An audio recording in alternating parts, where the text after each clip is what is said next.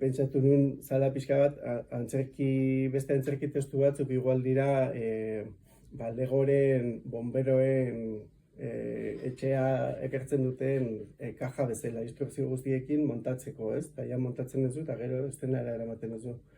Eta hau da, pieza sueltoak ekertzen dituzten kaja horiek, jolas infinito bat proposatzen dizutena, baina berez, que te lo tienes que currar, ez dala berez instrukzioa jarraituz egin eta gero ja gauza txukun bat gelditzen zaizula, ez?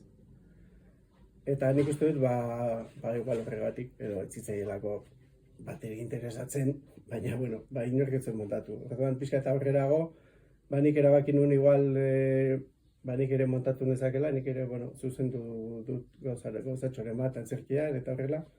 Eta, egin nuen saiakera bat, eskatu nuen diru laguntza bat, lantalde bat juntatu nuen, egin ditu mugimendu batzuk, eta etzen ez erratera, eta bere alak ikildu nintzen, aitortu behar dut, ez nintzala ibili hor, jardun, baizik eta, mugimendu batzuk egin da, eta jazta.